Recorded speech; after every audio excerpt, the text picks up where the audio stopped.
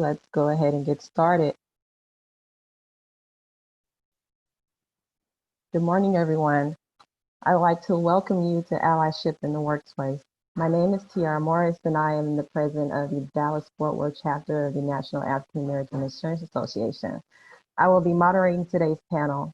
This event was inspired by ongoing concerns of police brutality, systemic racism, and the Black Lives Matter movement. This is for those seeking to become better allies and willing to do the work. This is also for those Black professionals who feel numb, depressed, and no longer have the emotional capacity to have these conversations. With that said, let's go ahead and meet our panel. Our panel is composed of respected and experienced D&I champions who can all give a unique perspective on this topic. First, we have Omari Aaron. Omari has worked for Fortune 150 companies his entire career as a change agent and leader. He started his career at Apple and then joined Macy's in their executive development program and quickly rose through the ranks. He is currently employed at Liberty Mutual Insurance as the Director of Employee Enablement for the Global Retail Markets U.S. region. Got it.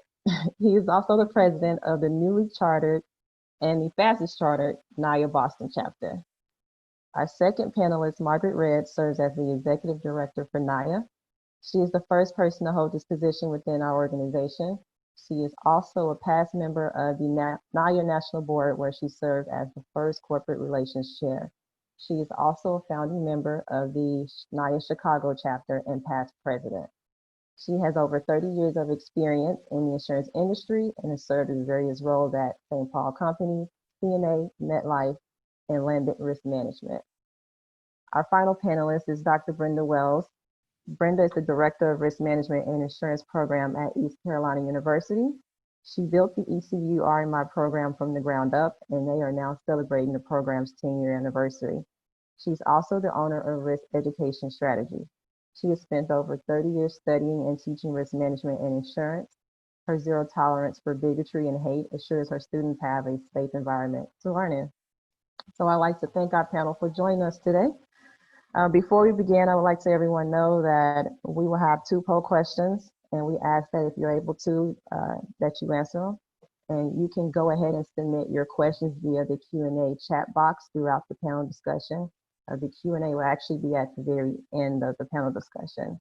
And later on this week, a survey will be sent out to all attendees. So please complete it so we can continue to provide programming that's important to you. So Jessica, can you go ahead and launch the first poll question?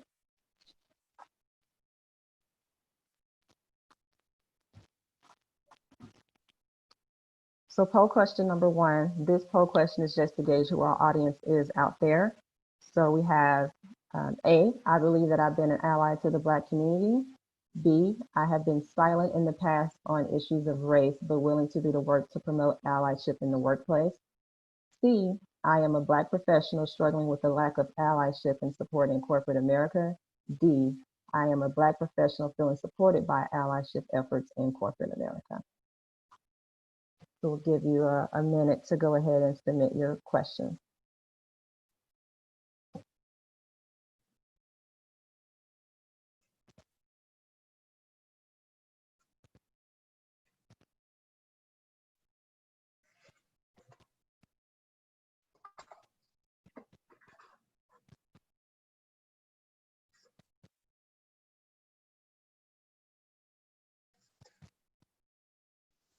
Jessica, can you see if we have nearly 100%?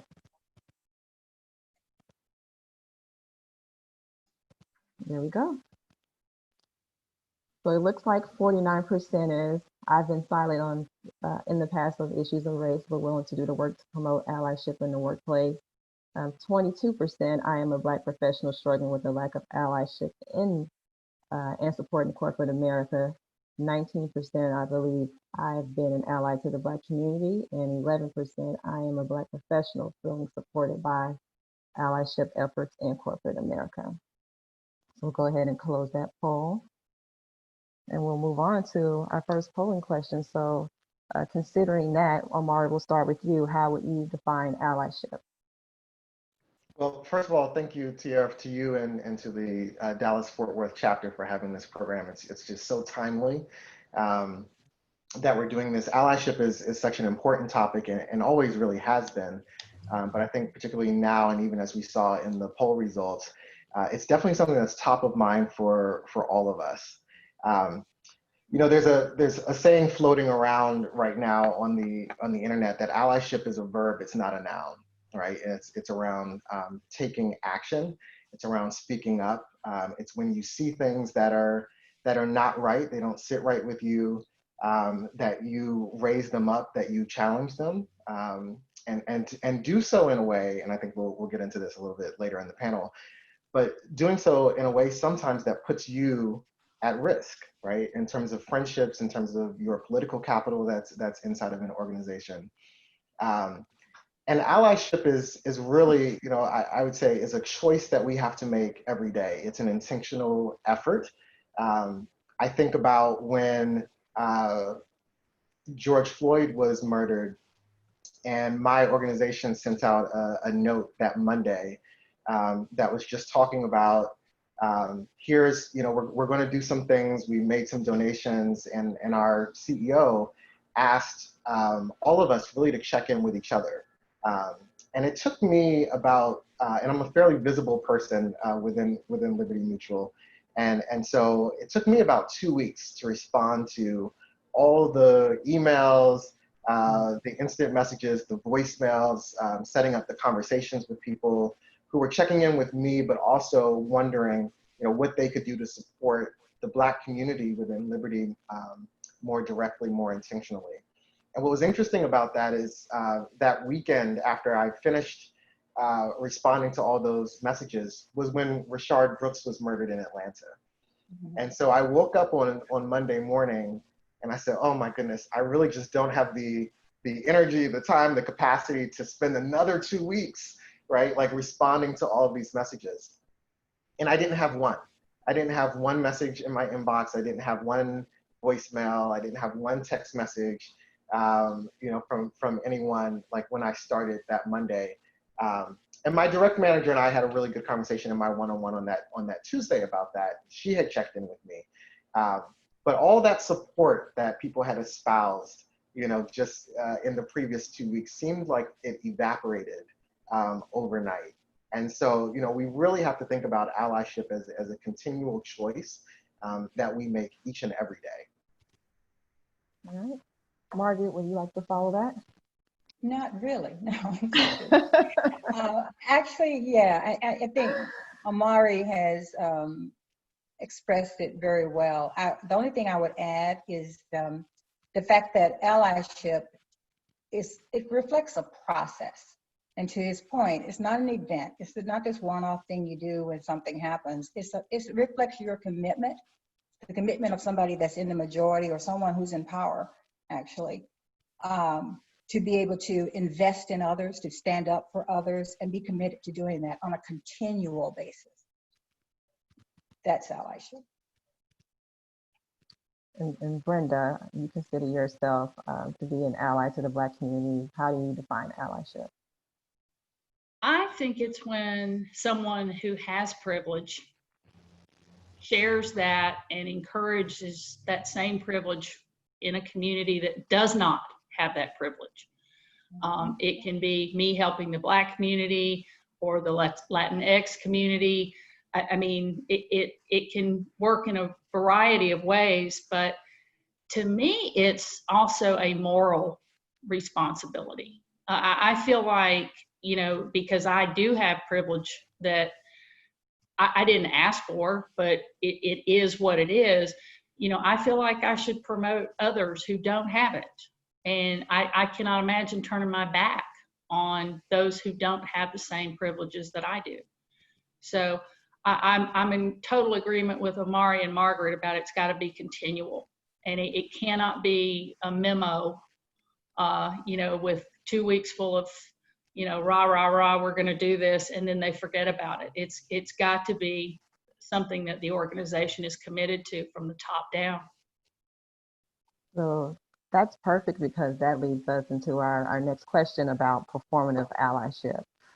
So for everyone out there, performative allyship is when someone from a non-marginalized group professes support and solidarity with a marginalized group in a way that isn't helpful or actively harms that group. So this is like someone making a post on social media and really doing it for likes, but they're not doing, there's no action behind it. So what is an example of performative allyship that you've seen in your career? And in your opinion, what additional actions would have made it more impactful? So Omari, we'll start with you again. Sure. I'm taking all the hard questions first. So like we'll see we'll see how this goes. You know what's interesting is like there were so many examples that flooded my mind when you had shared this question with us, and you know, I was trying to narrow down on one example to share. I think, you know, my general statement that I would make before I share an example is that um, this is really, as Margaret said, this is a heart issue, right? Like this is about what is the work that you want to do, and it's the work that you are doing when the cameras are not around, when no one's taking pictures, when the video camera is not rolling, right? And when you're not going to be on stage in front of 200 people.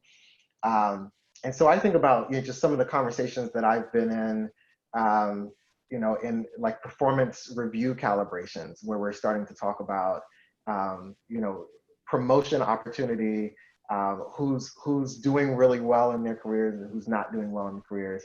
And just thinking about it, you know, example of someone who was newer to the organization, that was a person of color, was a Black man, you know, who came up, and there was some commentary made about him seeming withdrawn, right, from people and not being very socially acclimated. And it was interesting to me because I happened to be in this room because I was presenting my team next. This was not the conversation that I was actually there to be a part of, but it was, I knew the person that we were talking about. I knew that they were in a department where they were by far the youngest, that they were the only person of color that was in their department as well. Physically, where the department sat in our building was really far away from everyone else as well. And the department itself had not made any efforts to socially acclimate that person. And there was someone in the room who really like stood up and said, you know, we have to do a better job of getting this person in and acclimated, you know, to our community here. And everybody was like, yes, bravo, like that's exactly it, right? And the person didn't do anything. What was interesting to me is having known the person that that we were talking about, is I know that he had asked this leader in particular for help in connecting him to our broader organization. And that leader hadn't done anything with it, right? And so, you know, in this instance, it was the performative allyship after the fact that was not followed by any action. And it also was ignoring the initial request and the initial opportunity at the beginning to really jump in, make a difference, and make an investment in someone. Unfortunately, that person ended up leaving our organization, and incredibly brilliant, having a wonderful career now elsewhere, in a workplace where they feel like they belong. And, you know, and so I think about how many stories there are like that, where if someone had just responded to a request or proactively looked around the table and said, here we are, we have a guy here who's 22, who's Black, who's the only person of color here in our department. Should we be doing some things differently to make sure that he has a social network and is acclimated? And so I think that's the piece where I would love to see more allies really step into that space and be willing to have the conversations that said, hey, I notice that you're the youngest, that you're the only one, right? You know, we're all good people, but I also recognize that you might need another network, and what can I do to help connect you to people that you should talk to? In your opinion, do you think that how they handle that situation in general, that impacts being able to retain Black talent, or even just young talent, not going that additional, taking that additional step? Oh, absolutely. Absolutely. Yeah, I think, you know, these are the examples, and, you know, people talk, right? And this is the whole notion behind the Net Promoter Score. You know, do you recommend this company not just for its products and services, but as a place of employment, right? Is this company an employer of choice for the Black community or not, or for young professionals, or for recent graduates, right? For career mobility. And so, you know, we're, especially now in the digital age, it's very easy to reach out to someone on LinkedIn to ask those questions and get the real answers, the inside scoop from the organization. That's true. We'll switch it up. Brenda, what's an example you've seen in your career? Well, I gave this a lot of thought, and I'm not sure that I knew it was happening. You know, because I didn't know that term, performative allyship, until fairly recently. But I have seen some real unfortunate things happen to people of color who got hired in as the first African American in a department where I used to teach before I came to East Carolina. We hired an African American male. They put him down at their inner city campus, and he was by himself, and he would occasionally come to a faculty meeting. But what really killed me, and this stands out in my mind so vividly, and I remember it bothered me when it happened, is every time they wanted to talk about him behind his back, and the department was largely white males, middle age and up. There were only 3 women in the whole department. You know, they would always preface it with, well, you know, it's not because he's Black, but, and then they would have this, you know, criticism of whatever he was doing or whatever they didn't like. And one faculty member even made fun of his hair in a faculty meeting that he did not attend. And I spoke up. You know, I said, you guys always preface your sentences about him with, it's not because he's Black. I said, you just proved that it is. And I got jumped on. I got told that I shouldn't have spoken up. But, you know, nobody else was going to defend him. And so, you know, I really think that the people in the department who were saying, you know, it's not because he's Black, I think they meant well. I think they're ignorant. I don't think they knew how stupid that sounded or how racist it was to say it. But they seemed to really like him, but they didn't, as much as they were capable of liking anybody, I guess, but, you know, they just didn't welcome him in. And then they would, you know, occasionally throw him a bone and, you know, say something nice about him. But it was just very sad to watch. And it was insulting, and it was a little too contrived. And I know that's not exactly performative allyship, but I think they thought they were being helpful. Why? I don't know, but I think they thought they were being helpful. In what ways do you think he could have been better supported? Well, you know, he could have had a faculty mentor, you know, that could have gotten him involved with the department.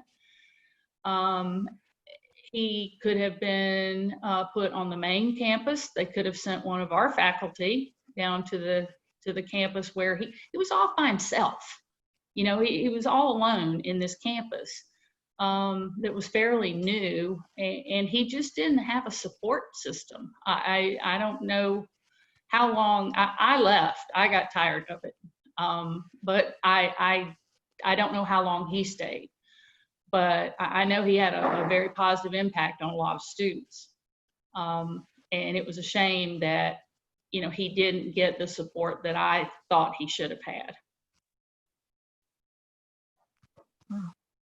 Well, Margaret, what's an example you've seen?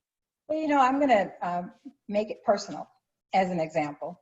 And it goes back to when I first came into the industry, started my career.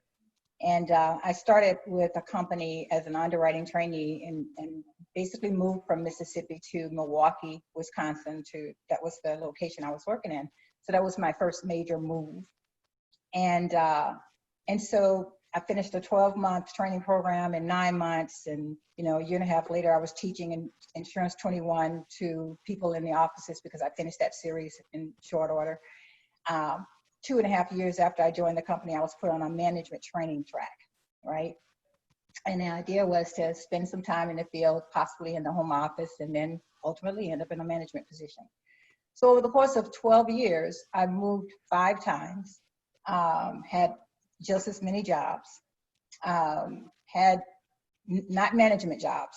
Went from underwriter trainee to underwriter to field sales rep to corporate analyst in the home office, and then back out to the field as a supervisor, not as a manager. And so the performative piece, and like Brenda, no, we weren't naming it that at that point, but what was happening over the course of that 12 years is I was getting a lot of great feedback, basically lip service, in terms of, yep, we understand where you want to go, you're on the track, you're doing all the right things, but it never materialized. At the same time, I'm watching people who hadn't made that kind of investment that I had made, right? Who didn't have the depth of experience that I had, who hadn't worked in the multiple markets, who were basically maybe homegrown and sitting in the same office for 5 years, and they go right to the position. I was actually competing for a position with one of my peers. She, and my depth of experience and knowledge about the business was obviously greater than hers, but they were more comfortable with her. I had to come to the reality, had to really basically just acknowledge that this was not going to happen in that company. And it was not going to happen in that company because of color. And actually, Tiara, this goes back 40 years, right? So I actually, on my 12th year, left that company, moved to another, and moved to another, taking a position as the local marketing manager for that company. So to your point earlier, yes, companies do lose good people who are willing to invest, who are willing to do the work, who are willing to go the distance to do what they need to be, at that top end.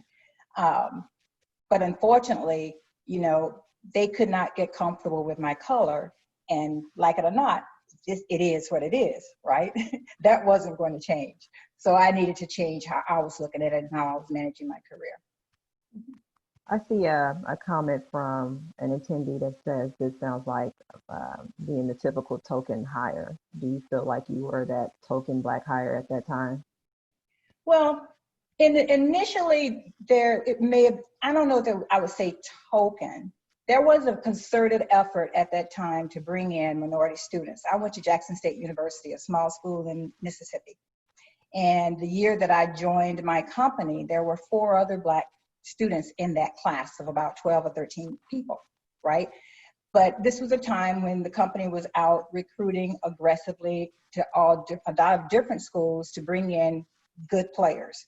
And I wasn't the only one. I was the only one in my office, right? And one of a very few across the country in terms of being in management positions. So again, this is 40 years ago. But I think it all boiled down to color and comfort level.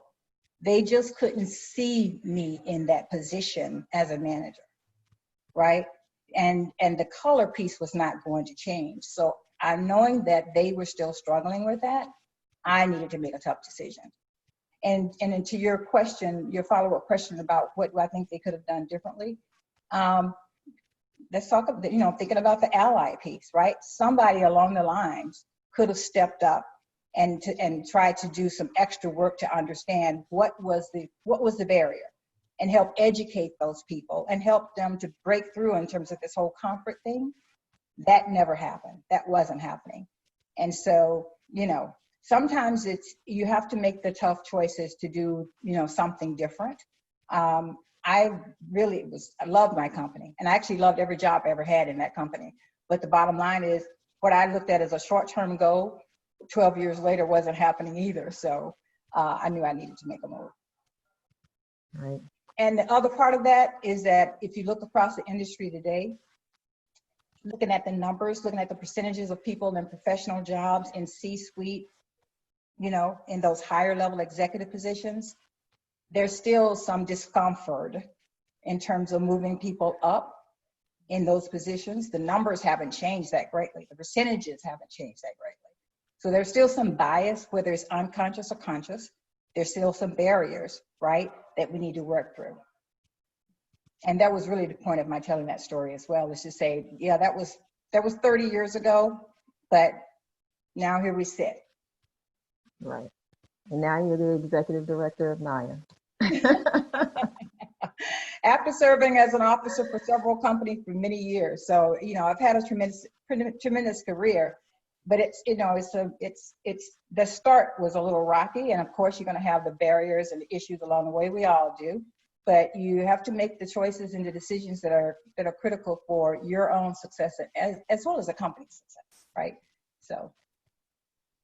It looks like we have some comments that there are some people who are in the same position that you were in years ago. So I hope people are taking these things into consideration and looking at the situations that are going on within their workplaces and making those moves to be better allies.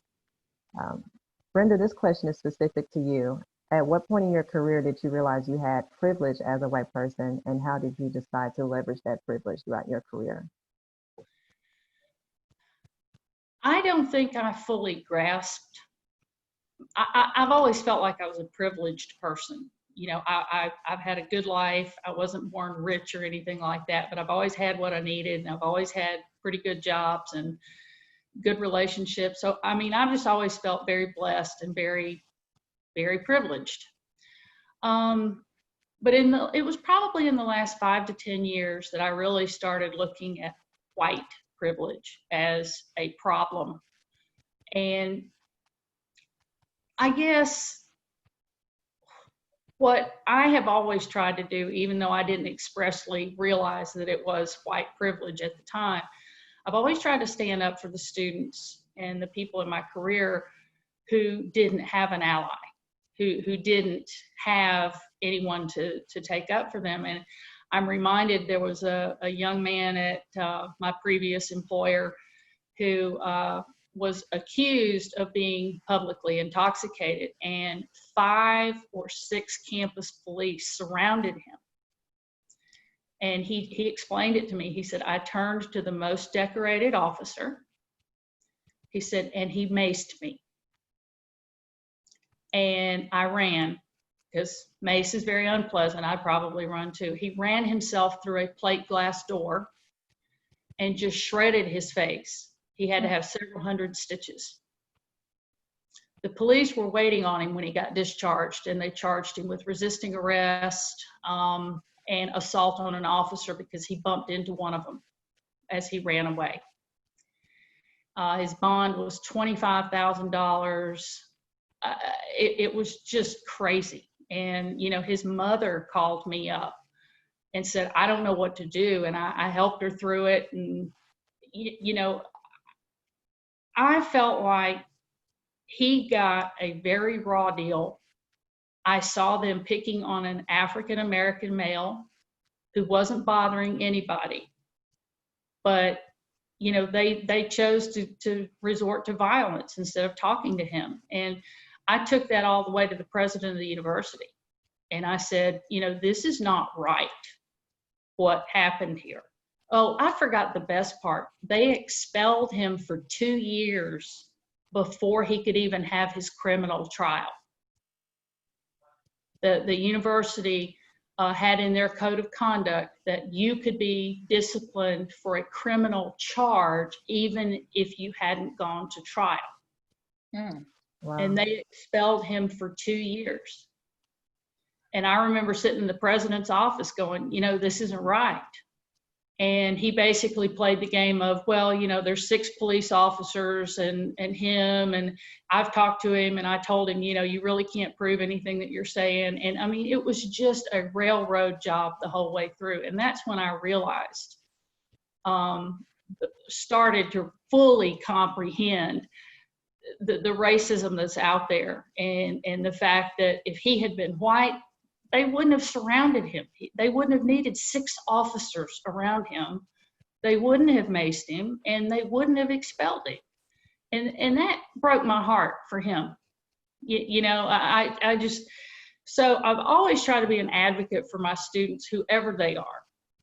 But I feel like I've witnessed enough mistreatment and ill treatment of the African American community that's a cause that's very near and dear to my heart.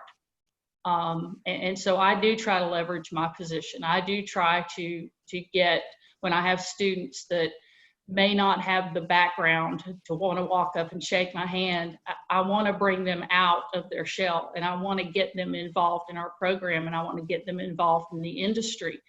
I want them to have mentors.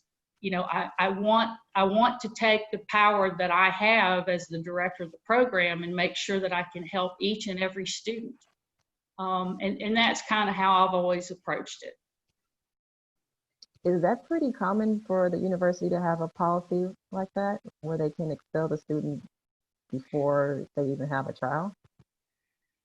Yes. Wow.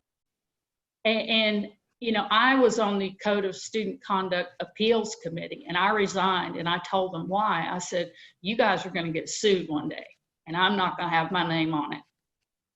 And I refused to be a part of that committee anymore, because I watched them do that to lots of people, but it seemed like they were harsher with African American students than with white students. Hey, Tiara, could I ask Brenda a question, please? Absolutely. Brenda, what is it about the way you were raised,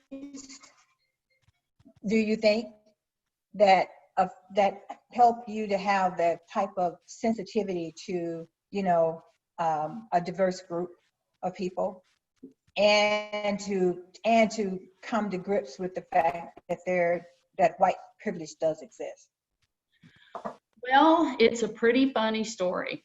I was actually raised by very sweet people, but I was raised by a farmer who was raised by a farmer in the Deep South, and I was taught every negative thing you could possibly think of about African Americans. Mm-hmm.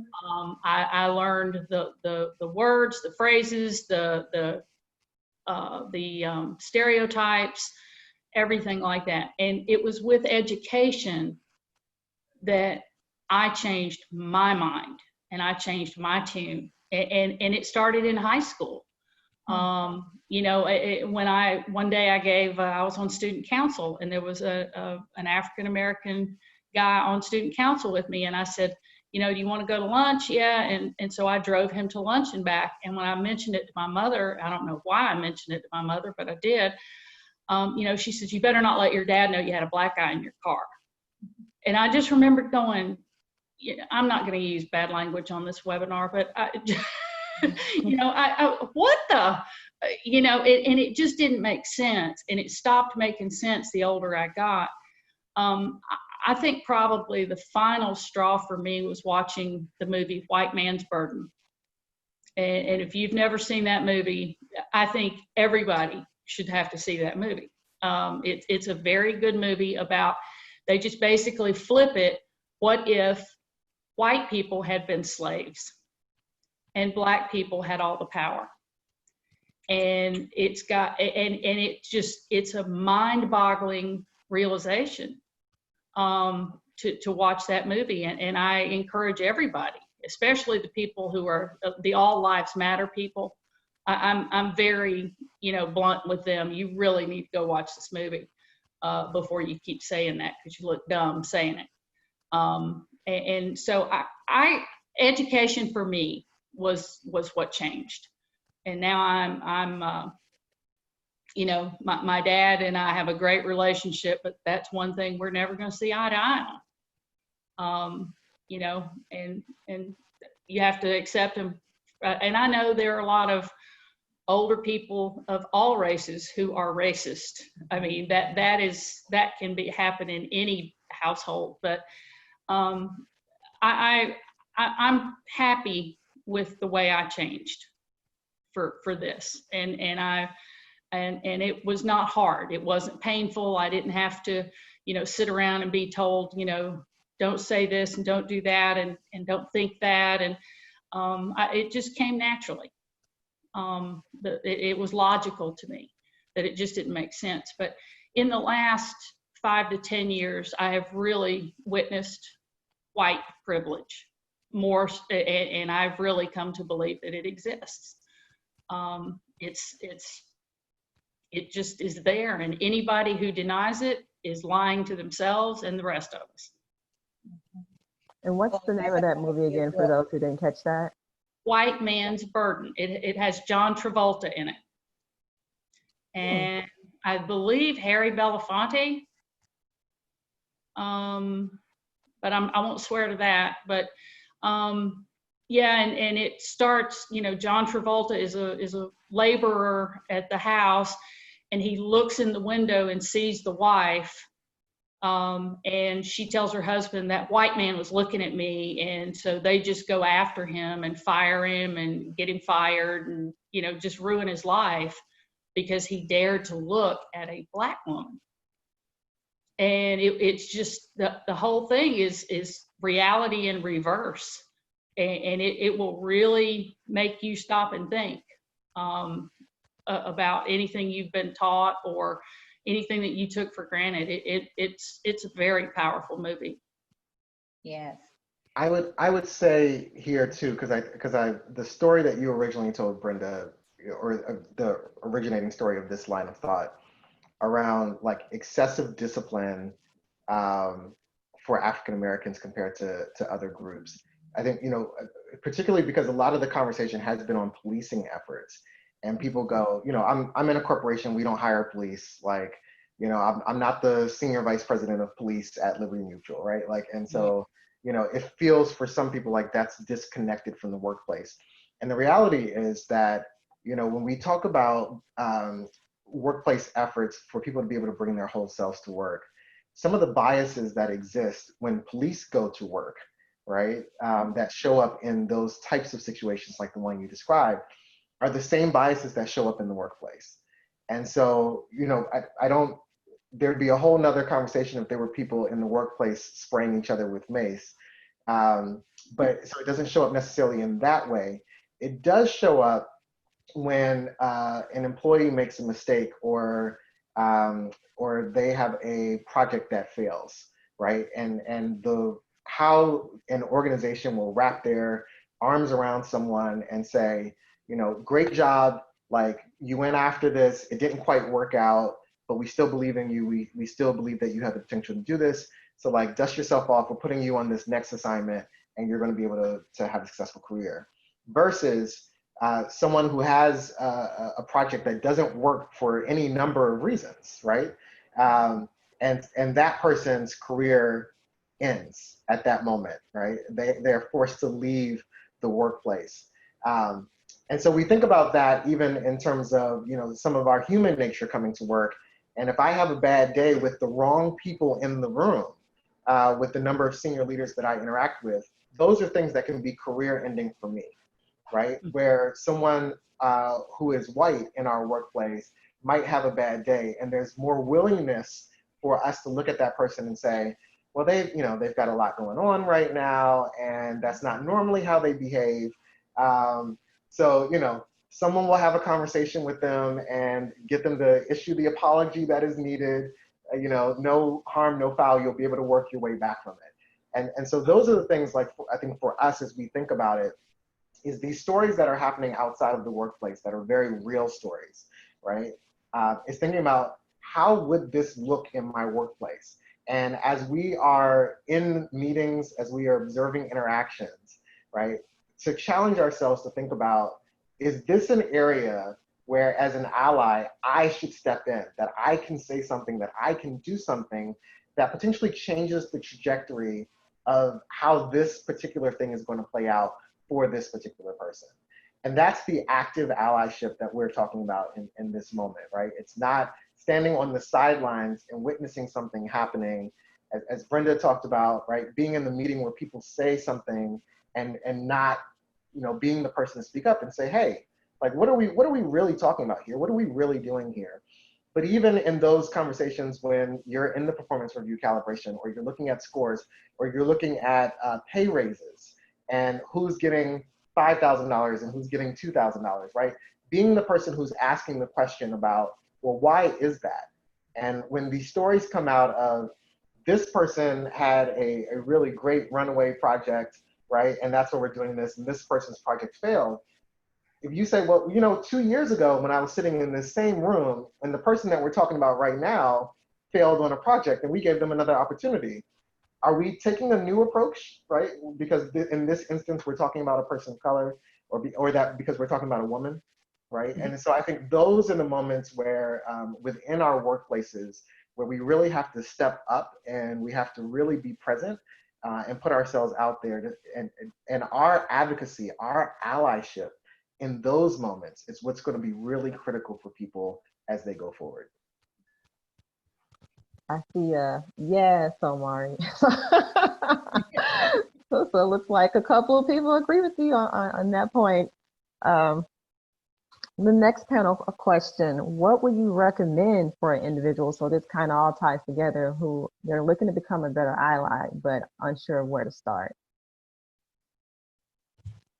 And we'll start with Brenda. I think one thing that you have to realize is nobody became a racist in a vacuum. It's how they were raised, it's what they've been led to believe. And so it requires a lot of education and training. I think teaching people first and foremost to watch their vocabulary is very important, because a lot of people, I'm gonna say a lot of white people, say things that are racist that they don't know are racist. Just like, well, it's not because he's black. I really like the guy, but but it's not because he's black. People need to learn not to say that stuff. And I think if you can start with the overt attitudes and change those, I think that's a good place to start. I work with a very lovely elderly white male, and he has told me time and time again that the most discriminated against group in this country is the straight white male. And, I know. And, I finally looked at him one day. I said, no, it's not. I said, because you're used to having all the goodies and all the toys and all the privilege. I said, and now other people have some of it. And you don't like that because it's different and it scares you. And, he just kind of looked at me, and I don't think I got very far, but I tried. And it may be too late to change his mind about things, but, he's still a good person to work with. I'm not going to throw the baby out with the bathwater, but, I'm trying to teach, which is what I do anyway. I like to teach. I'm trying to teach people that have those attitudes that maybe their anger and their frustration is sorely misplaced. And so I think education, and especially teaching people to watch their vocabulary, I think that's where you start. Why do you think some people take equality as oppression?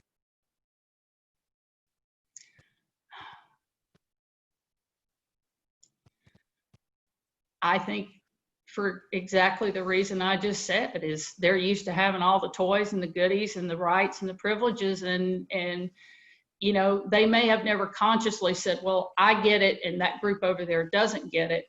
But when people from those other groups start standing up and going, okay, I want some toys and some goodies, and I want to be able to be treated like you're treated, I think it threatens them. I think it scares the hell out of them. And they don't know how to deal with that. I also think, I'm going to say this. I think the rise of Fox News has contributed a lot to the tension that we see, because they breed this culture of fear, and they're teaching white people who watch them to be scared of people who are different. And I've seen that over the years. I've seen that with lots of people. And I'm not saying it's everything on Fox, but there are some commentators on there who are pretty much driving this fear that, you know, is unfounded.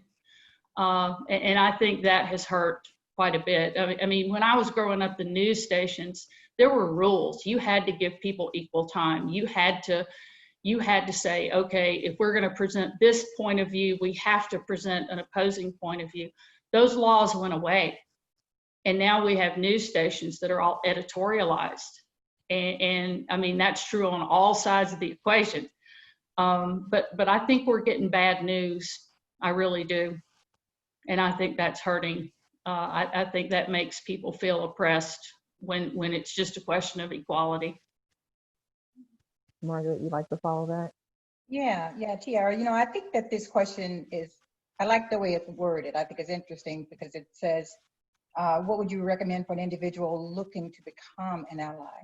Because there's a distinct difference between someone who's looking to become an ally and someone that you're trying to force to be an ally. And that's a whole different conversation on the force side, because a lot of this is about heart, right? Mm-hmm.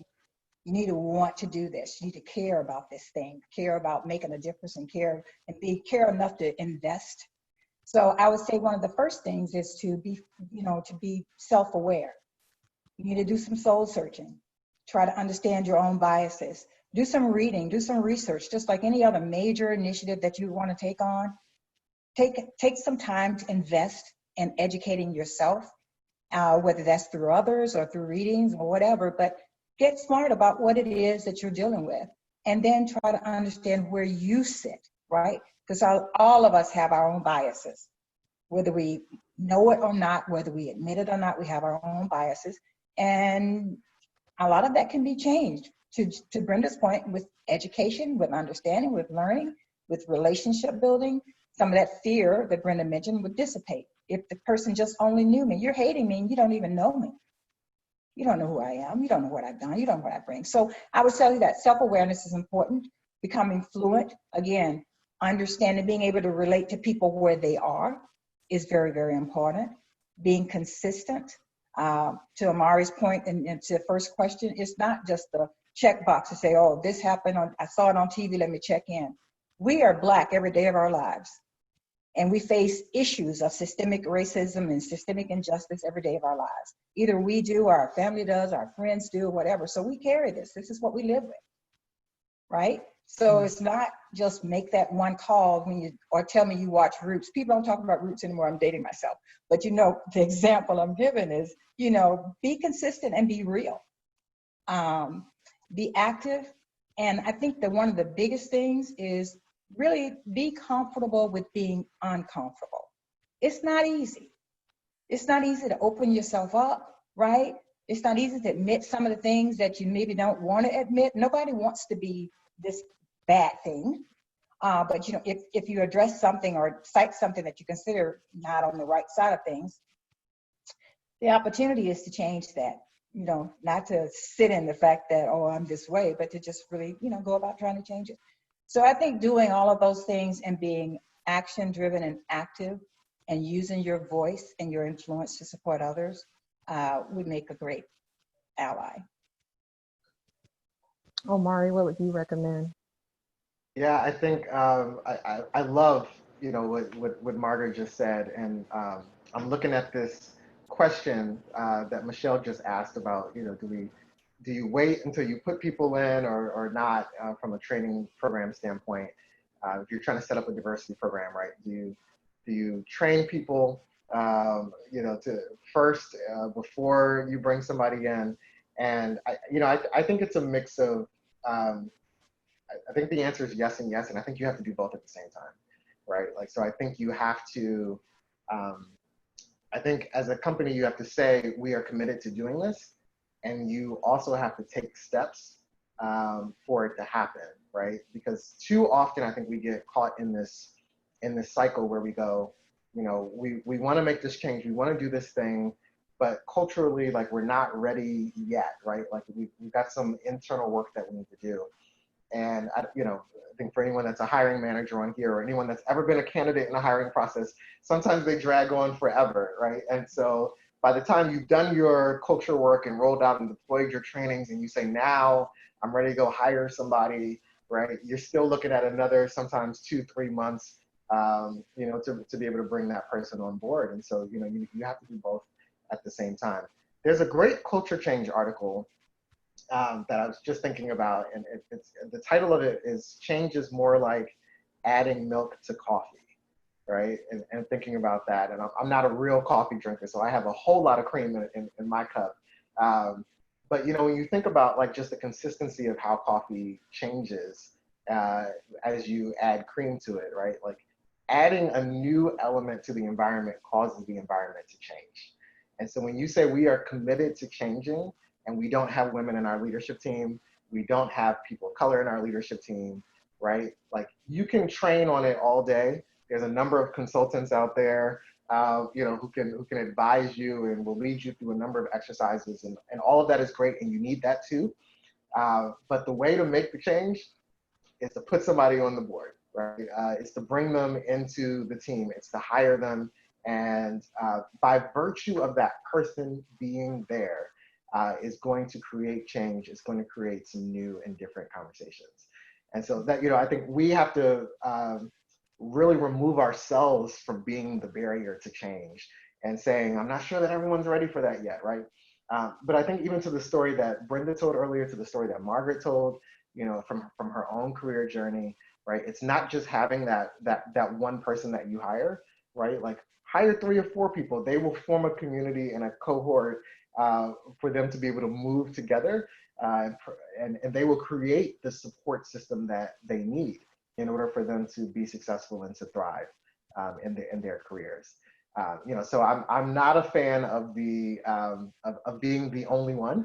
At 35, I've already done that a number of times in my career, where I'm the only one at my level, or I'm the only one in the room way too often. Right, I'm not a fan of that. I think really more organizations should say, we don't have women in leadership in the way that we would like. Like, let's go out and hire 50 women to be vice presidents. Like, let's just go do it, right? Like, let's post the jobs. Let's make sure that they're real, significant jobs that are going to have organizational power, right? But let's just go hire. Let's go hire 50 wonderful, talented, smart women in our organization. And I guarantee you, even if all 50 don't stay, what will happen is they will create the support systems that they need in order for them to thrive. Other women in the organization will wrap their arms around them. Men as allies in the organization will wrap their arms around them, right? And that's in a safe, non-Me Too way. That was a slip of the tongue there, wrap my arms around. But, and it's the same for Black people coming into the organization. Hire a cohort of Black people, hire a cohort of Hispanic and Latino people together. They will create the systems that they need in order for them to be supported. And especially if you have people who are willing to do the work and are committed to being allies inside of the organization, who can stay to them even in the hiring process and stay with them through their journey in the organization. I am here for you. I will support you. I will back you, right? I will do everything that I can to make sure that you are acclimated into the organization. I think that those are the types of efforts that we need from our allies, right? Don't just be in the room advocating for the hiring of the person, but be involved with that person in every step of their career. Kind of piggybacking off of that, what about the importance of hiring people of color and women, and not just the D&I positions, but also in the C-suite and executive positions? How do you feel about that? Because I've seen some conversations on LinkedIn where people say Black people are more than just D&I executive. I think that's exactly it, right? Like, I think the lived experience, I think, is important to the role. And so, yeah, I think you definitely need some people of color in your diversity, equity, inclusion, belonging roles in the organization. But, you even take Margaret's story, and there are people who have worked in underwriting and in claims and on the distribution side, right? And are we thinking about those people in our organization who have a well-rounded experience, who have in some ways created a rotational program for themselves that really position them to be a P&L leader inside of the organization, right? And that's where I think many of our talent programs fail to recognize. I'm thinking about, I was down in our call center that Liberty Mutual has in Plano, and the number of people that I've met on our phones who have MBAs, who have other advanced degrees, right? And I'm 7 or 8 levels higher than them in the organization. And at my level, it's really what in the job descriptions we describe as MBA required roles. And I'm like, how do we do a better job? And some of those people are in those roles for life circumstances, right? The flexibility of those roles works with them, right? Second job, all of that. So they're making decisions that are right for them. But I go, how do we make sure like those people at that level, like that group of people that I met when I was down there, who have the skills and the qualifications, who know who our customers are, how do they get to be in the role where I am in the customer advocacy office, right? Leading the customer experience efforts for our organization. They have the requisite experience, they have the educational experience, right? And so I think we have to do better jobs internally inside of our own organizations of helping them identify who those people are. Yeah, and if I could add to that, Tiara, I would think that that's part of the power of NAAIA, and I know the last question has to do with NAAIA, and so I'll hold most of my comments around that for Dan. But I'll tell you that, and I share with people that, almost 20 years ago when I went to my first NAAIA meeting, it was on the 33rd floor of the CNA building downtown when the building was still red. And I walked into this room of 85 to 100 African-American professionals, and it took my breath away.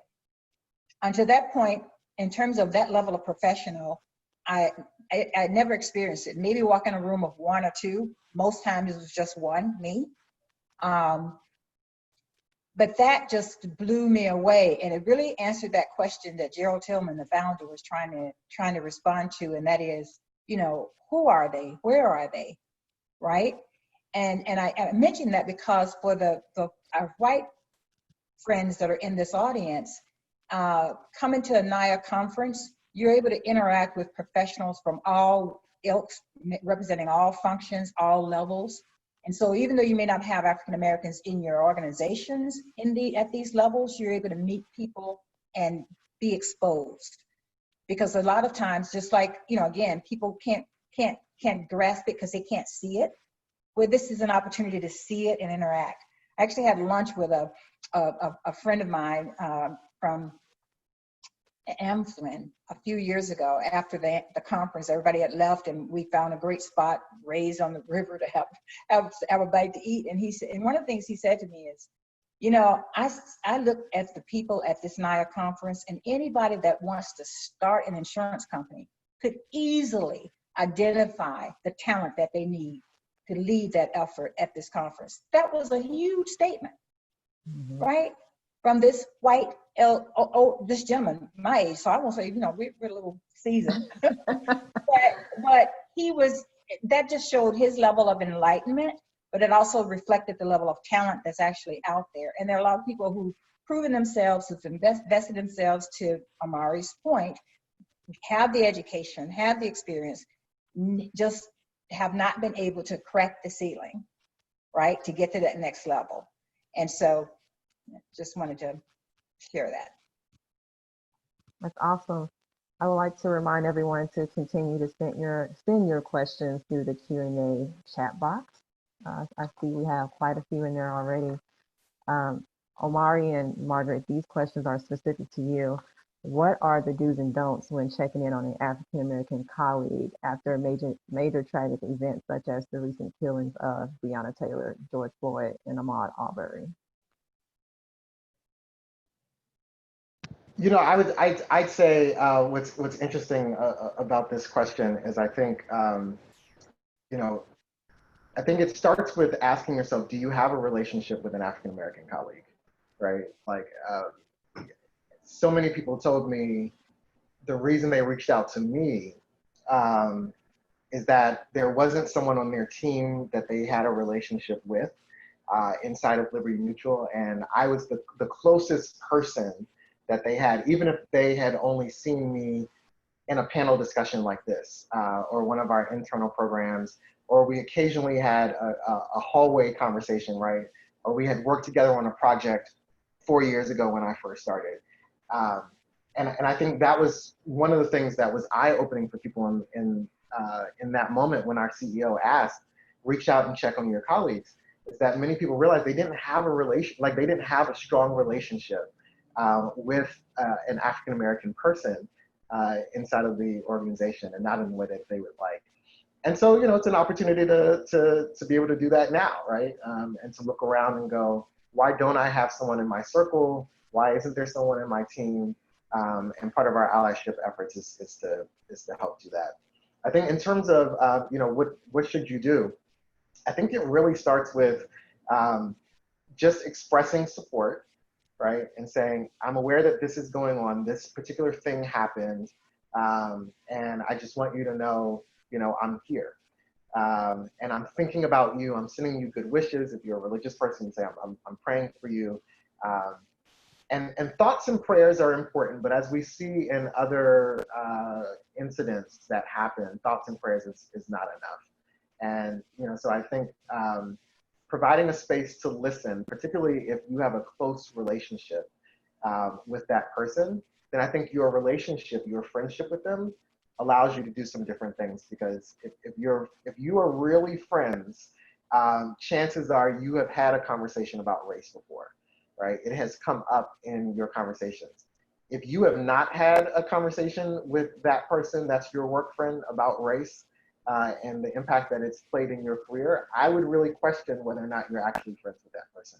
And I think that's a measure, because race is such a part of our everyday lives and our everyday experiences, that it's just not possible for that person, if they are really open with you and if they trust you and your relationship has been built in a way that can hold it, that they won't tell you that running to lunch and standing in line, you know, someone came and stood in front of them like they were invisible, or that when they were on a business trip and because they had enough points and miles that they were upgraded to first class, that they had someone question why they were sitting in first class, right? Like these are stories that have, or that they've been cut off in a meeting and dismissed, or someone made a comment that made them feel uncomfortable. So, you know, if you're friends, y'all have had that conversation. And if you haven't had that conversation, I think you all should have the conversation about why you haven't had the conversation, and really how do you build your relationship to do that. So I don't know that that was like a 3-step process of what you should do. And I'm sure Margaret had some great ideas, but I would say it starts with checking in with people and just saying, I'm here. Let me know if you want to talk. I'll create space. I'll even put a meeting on your calendar so that you don't have to talk to anybody, right? We can just sit here on this call if you just need a minute to breathe, right? And not be caught up in some other things. Those are the types of efforts that we are looking for from people in the workplace whenever something is happening. Yeah, Mari, I agree with you wholeheartedly. And I think that, you know, a lot of people have been touched by George Floyd, you know, Breonna Taylor, and the list goes on and on. I've been really, really touched like never before. And many of these people find themselves without any real meaningful relationships with anybody of color. That should not stop you from reaching out. It's going to be that first time. So that goes back to that comment about get comfortable with being uncomfortable. Don't not do it because it makes you feel uncomfortable. But when you do it, be authentic. And also, you know, to a point that Omari made earlier, in terms of all the calls he got after George Floyd, but no calls after Omari, right? Be consistent.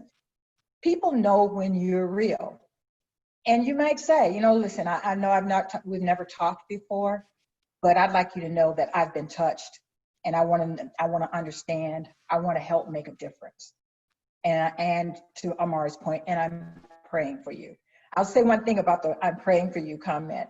I was watching a movie the other night, and it was a kind of a Christian movie, and the gentleman was accidentally stumbled into this hospital room, and it was the wrong room or something. But anyway, he was uncomfortable. It was a white gentleman that came into the room. It was a black man in the bed, and so as a white gentleman was working his way out of the room, he said, "I'm going to pray for you," because it was a Christian thing to do, right?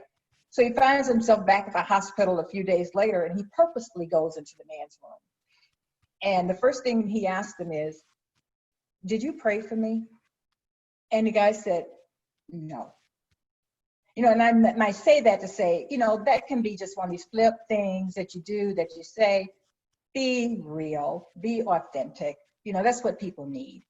And I think be very conscious of the fact that, again, even though every situation doesn't get on the nightly news, there's always something going on. So don't wait for those major events to check in with people. Going to relationship building and showing you care and being consistent. Again, you need to start to establish relationships with people, and then you'll know what's going on. Because when you have a relationship, people tend to share, right? And so, not that every conversation has to be about race. I'm talking about just an overall relationship.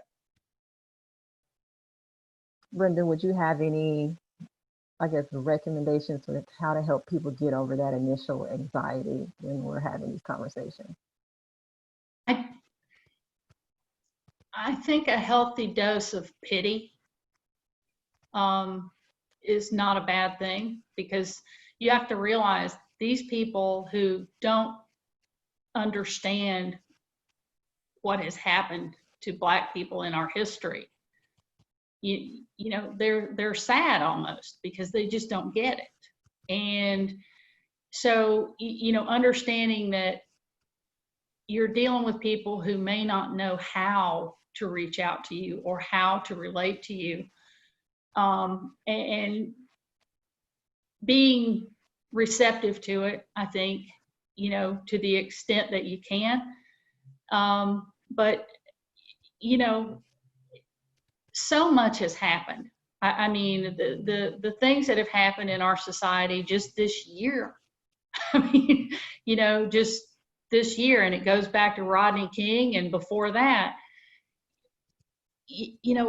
I can't speak for all white people, but I can tell you a lot of them don't understand what those events do to the Black community. They don't realize how it impacts the people who are not involved. So I think, again, a healthy dose of education and training for those people will certainly help, because they don't know what the problem is, and they don't believe there's a problem because they never had a problem. Right. Yeah, I would say there, pity, I think, probably will strike people the wrong way. I think compassion and empathy, right, for people who who don't understand. And then I would say along with that there's a deep frustration that exists. There's way too many conversations that we still have about the business case for diversity and inclusion, right? And it always shakes me to my core, because there are, if you Google business case for diversity and inclusion, there are, I don't know, millions of studies, articles, blog posts that very clearly lay it out. And I think the question that Black people ask ourselves in this time is, is it willful ignorance, right, at this point, on why you don't know more? Because, these issues are not new.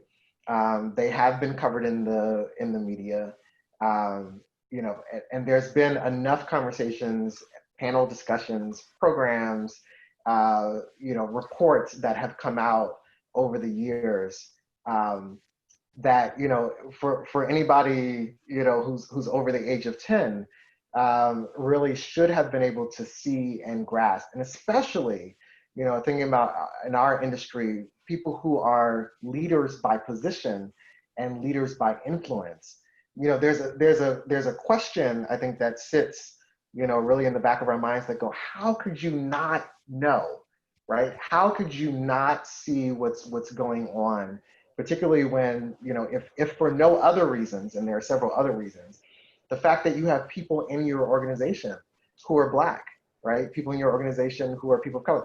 It was interesting to me. I think about, you know, and as a member of the LGBT community, when the Pulse nightclub shooting happened, the number of companies that came out with their statements, that invested in their LGBT employee resource groups, that announced new sponsorships, right?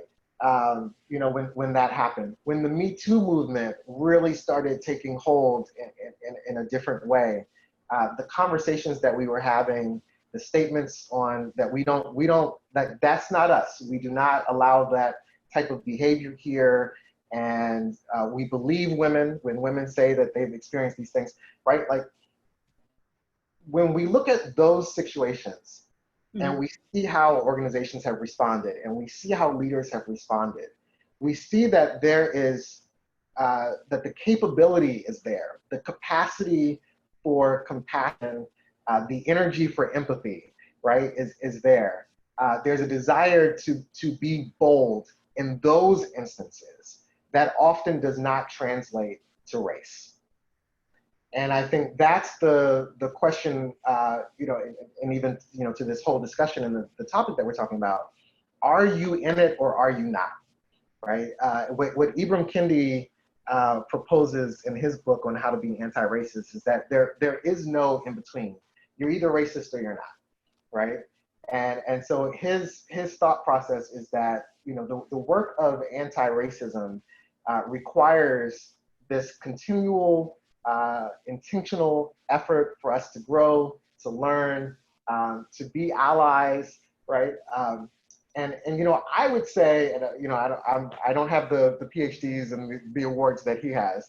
What I would say is that I think our work as a society right now is really learning and taking steps to be anti-racist, right? Because in our policies and our procedures, we think about, we went even legislatively from bias, from prejudice in practice to bias in behavior, right? And so, you know, we outwardly had the job descriptions that said no Blacks apply, no women wanted, right? And we had that going for us as a society. And then we said, well, that's wrong. And so we took it off the job descriptions and we put the equal opportunity employer boilerplate language on every job description, even when we were not actively fulfilling that on the inside. So we're going to say it's open to everyone, right? We're going to say it's open to, you know, Black people, that it's open to women, that it's open to everyone. But really, we know that we're going to go with the same person, right? And that's the bias in behavior that exists. So I do think, you know, I certainly hold space in my mind and in my heart that there are people who, given their life experience, really have been somewhat insulated from things that are happening. And it is a struggle that I have. It's something that I wrestle with because, you know, it really makes me think, how have you moved through life without any exposure, without any measure of understanding the issues, the stories that exist in the African American community? And I think that's the piece where, when we talk about allyship, you know, it counts in every action. It counts in every word. It counts in every statement that you put out. It's not a one-time thing. It's not intervening in one incident. Because what you really want to do is eliminate the question from the community that you are seeking to be an ally to, that you are really in it, and that you're not in it only because it's convenient or because it's the cool, hip thing to do of the moment, but that you are really invested in doing the work, that you're really invested in showing up for people, and that you're really committed to making people's lives better, right? I really hope that we get to the point where, from an allyship standpoint, that it becomes just part of who we are, And all of us have the opportunity, and I know we're talking specifically here about Black and white, all of us have the opportunity to be allies. What's interesting about, when we look back on even COVID-19 and its impact, we started out this pandemic with outright discrimination and harassment against Asian people, right? Being blamed for the Chinese virus, right? And this nonsense. And just outward discrimination toward Asians. And then we saw that the COVID-19 was disproportionately impacting Black people.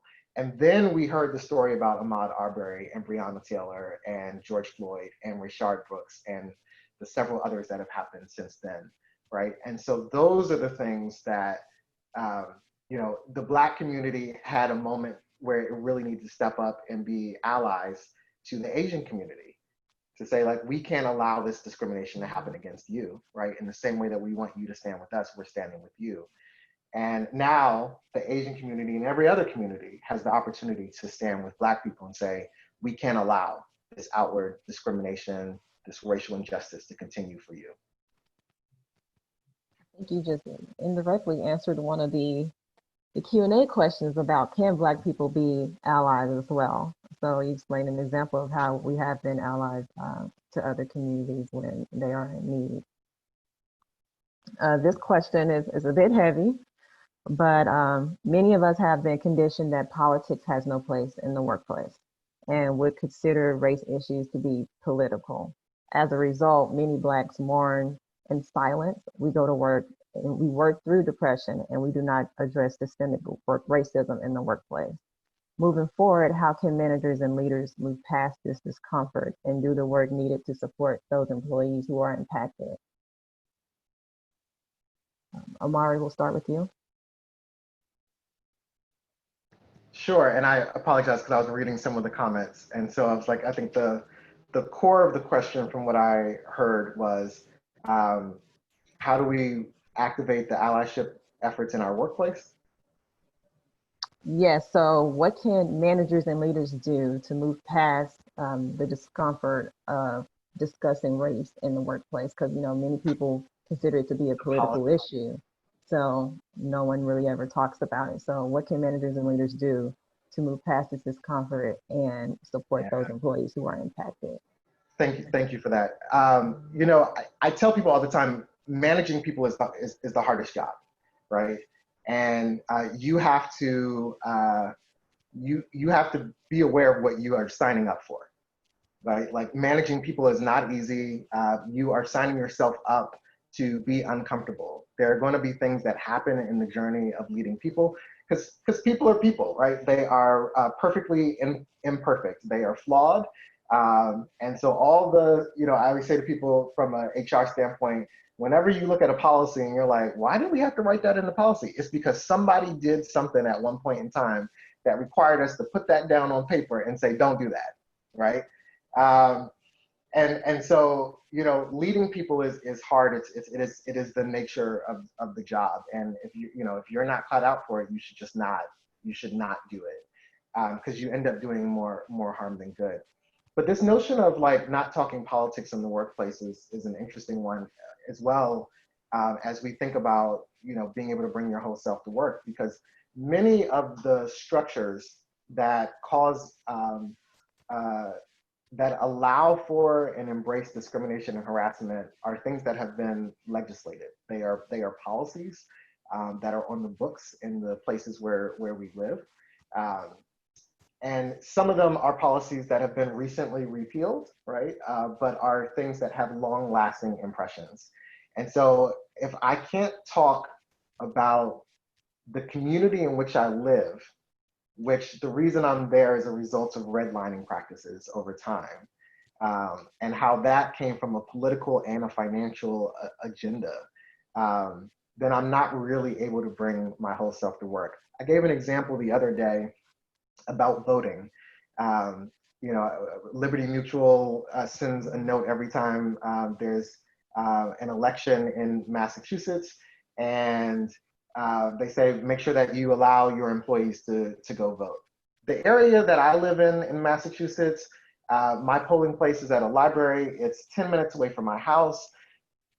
I have to wait one time for 15 minutes because there was a paper jam, right? Like that's what it takes for me in the area where I live.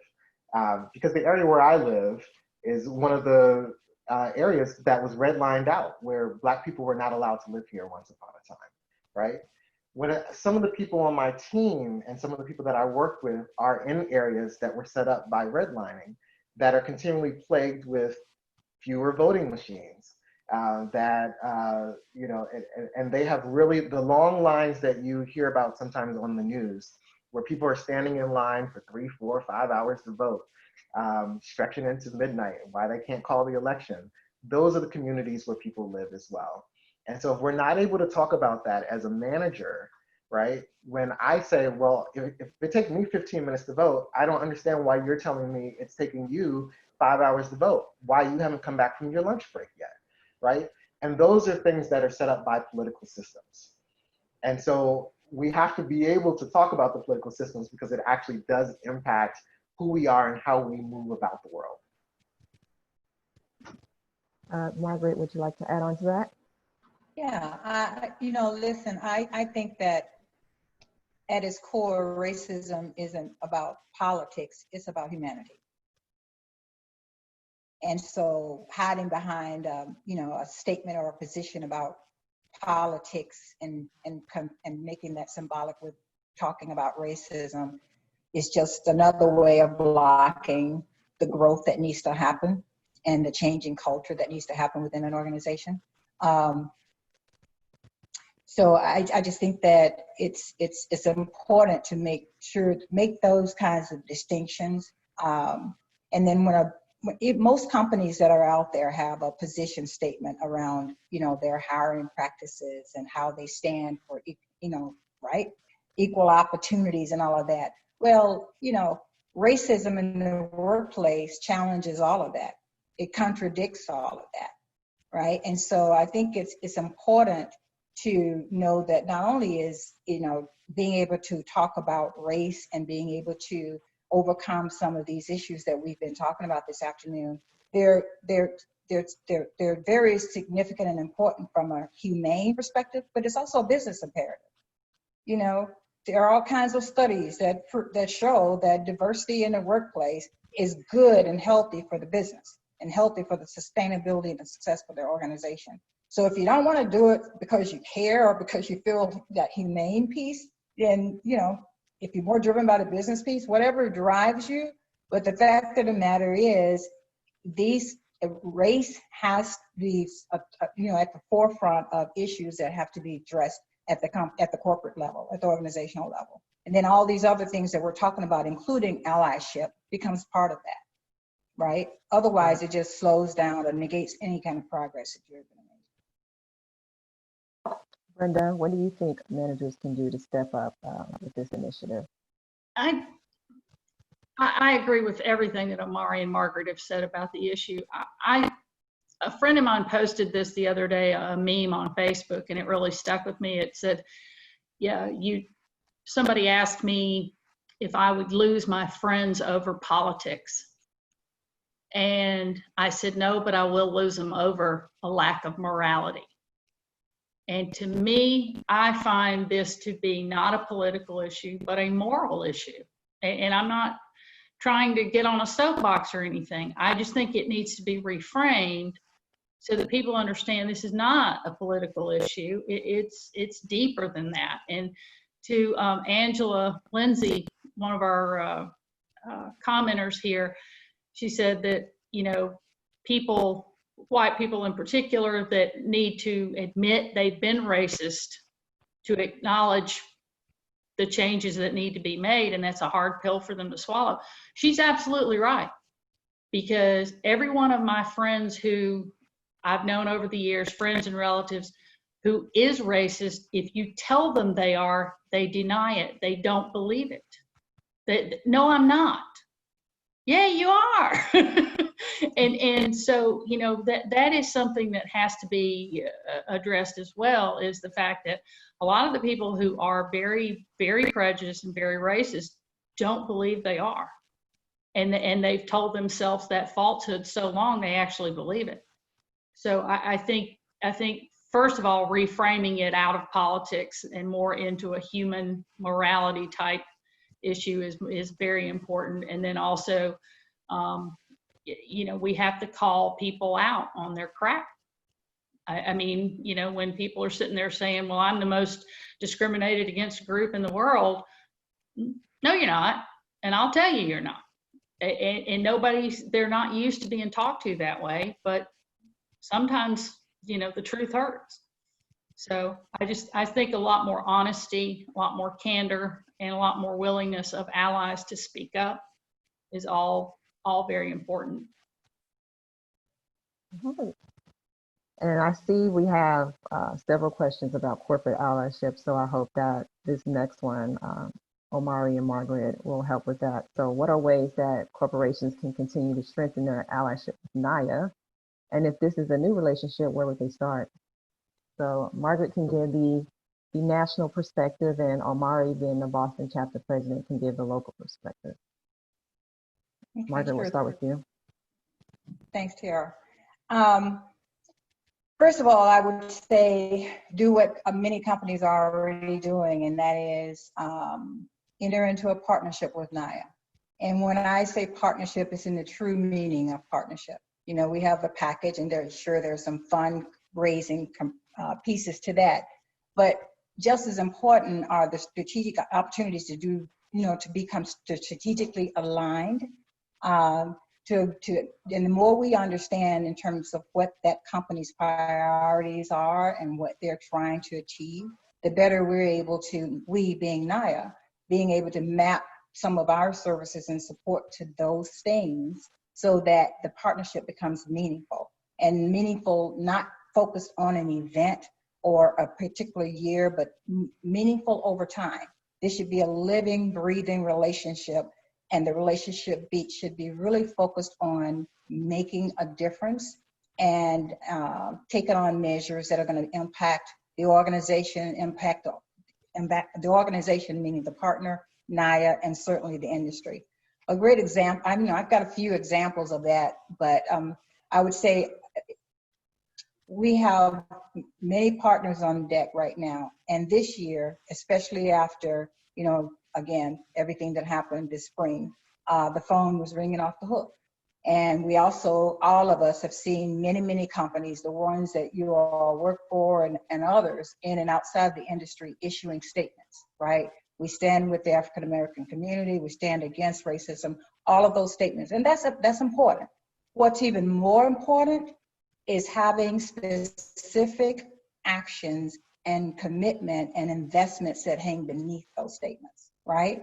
And however way, and one of the things that we are able to do with our partners is have the kind of conversations again to understand what those actions and commitments are, how we can work together collaboratively to make sure that the change that we want to see occurs. So the partnership, again, at the national level, when I'm approached by a potential partner, you mentioned new, or an existing partner, one of our main goals is to make sure that we are supportive of that partner based on their strategies and where they're trying to go, and hopefully having those attached to ours from a national and or local perspective. We're never trying to force anyone through a particular door. So I say that to say, many times, sometimes those calls come to me, but then they are pushed out to a Tiara or pushed out to an Omari. If someone has more of an interest of being a local partner than a national partner, that's fine. We just really want to understand what you're trying to accomplish so that we can maximize our opportunities together, right?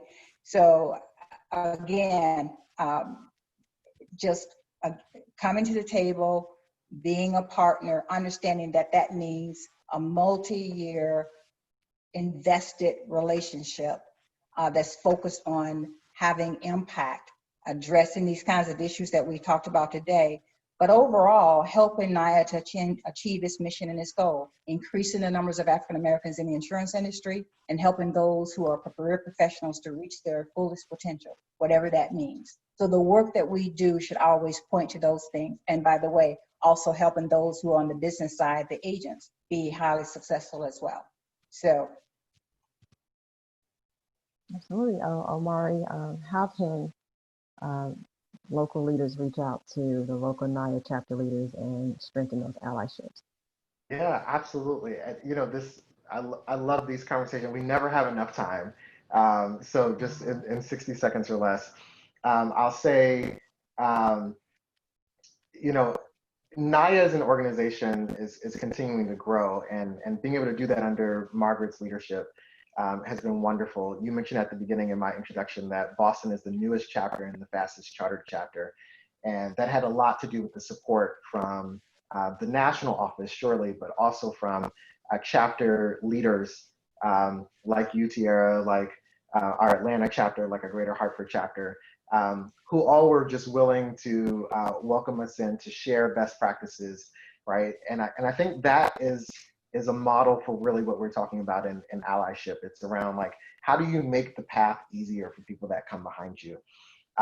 Every chapter is doing amazing work. They are having significant impact in the communities where we live, work, and play. Every chapter leader across NAAIA would be willing to have a conversation with you. And I think the best part of that is that, you know, I think each of us understands and will position for you whether or not like your best bet is just to do a local sponsorship, or if really your business model is that you really should be a national sponsor of NAAIA. And so we stay frequently in contact with Margaret and with her team. And then lastly, you know, I would say, you know, the work requires all of us, right? At Liberty Mutual, we say diversity is about all of us and inclusion requires all of us. And so we need everyone. We need all of us to really step up. Liberty's been a very proud NAAIA sponsor for a number of years. But if we're telling the truth, in the beginning, I think we were a sponsor in name only. We weren't really playing an active role with NAAIA until maybe 4 or 5 years ago. And what a difference 4 or 5 years has made in terms of people coming into our organization, the engagement with people inside of our organization, our connections with college students, our deepening our presence across the country. It's just been absolutely wonderful.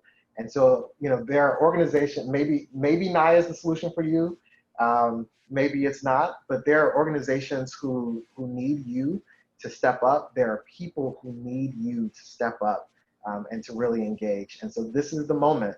We are the ones that we've been waiting for. And so if you're ready to roll up your sleeves, get a little bit uncomfortable and willing to do some work, we're certainly happy to have you. I know others are as well. And we will walk with you while you're on this journey. We'll do it together. Absolutely. Jessica, can you go ahead and launch that last poll question? Unfortunately, we've run out of time. The last poll question is just to get a feel for how everyone feels after having this discussion. So question number 2, I feel empowered to be a better ally at my place of work and in my community. B, I'm still struggling with allyship, but willing to further educate myself and unlearn certain behaviors. C, as a Black professional, I have hope that the culture in corporate America will change. D, as a Black professional, I remain skeptical but hopeful.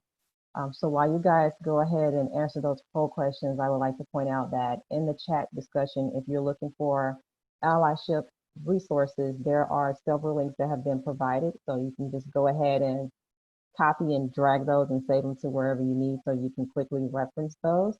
And I will also like to remind you guys to answer the survey that you will receive via email after this. Jessica, let's go ahead and see those poll results.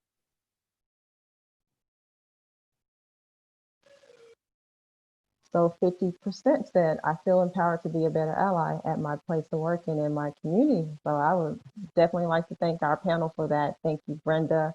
I think Brenda is a true example of an ally. She had shoulder surgery yesterday, and she thought it was still important to do this event. So we thank you for being here, Omari and Margaret. Thank you guys for agreeing to do this panel. We appreciate it, and continue to look out for NAAIA DFW event. Thank you, everyone. For hosting a fantastic event here, and thank you for the opportunity. Yes, thank you, everybody. Thank you.